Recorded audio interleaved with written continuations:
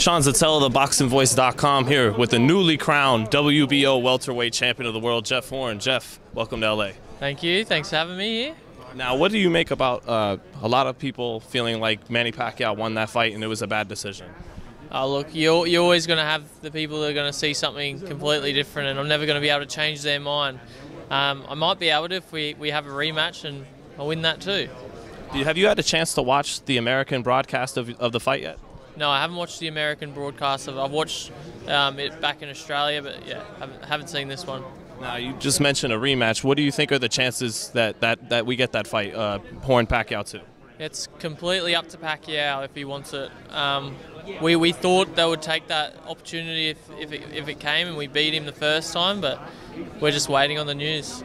Could you describe fighting Pacquiao in there for 12 rounds and what that was like, and what that was like? Yeah, it's an amazing experience coming up against someone that you've pretty much idolized in the past as well. But I didn't think of him as an idol when I was in there. I was just thinking of him as another opponent. So in there, it was like no difference, like fighting anyone else. I guess it was cool seeing him come into the ring and be ready, but I was in my fight game at that stage. Do you agree with people that say he's not the fighter he was 3, 4, 5 years ago?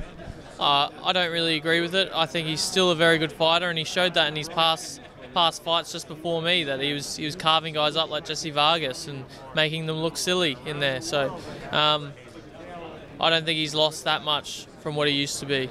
Now, despite getting the win over Pacquiao, how do you feel about still being viewed as a big underdog in the boxing world against the other top welterweights, the other champions of the division?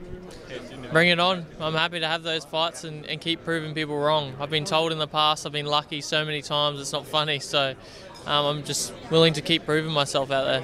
If it's not going to be Pacquiao, who do you want to fight next? Look, I've said it before, and I'm willing to have the big money fight, which is Mayweather, if he's willing to come back and have a proper fight. But other than that, unifying the division against the other two world title holders or any other big names out there. So does a fight with ERROL SPENCE or Horn-Thurman, does that make sense for the immediate future if the Pacquiao fight doesn't come off? I guess that's up to JUCO and Top Rank what they want to do with that, but I'm happy whoever they choose.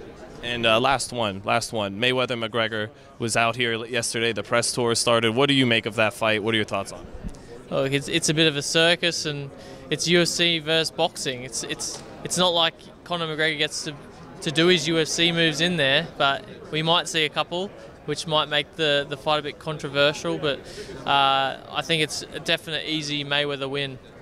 So you think it winds up being the mismatch a lot of people have been predicting? Yeah, exactly. It should be a mismatch, but it's fighting. Punches, if one punch can change everything. Does it mean anything for the sport if Mayweather dominates him to the casual fans that'll be watching the fight? I think so. I think it'll make the casual fans respect boxing a lot more, especially the ones that kind of float between UFC and boxing. They'll see how good boxers actually are just in their combat. If you put a boxer in a UFC fight, the same thing's going to happen. So you'll be tuning in? I'll be tuning in. All right, thanks, Jeff. Thanks for your time. Thank you.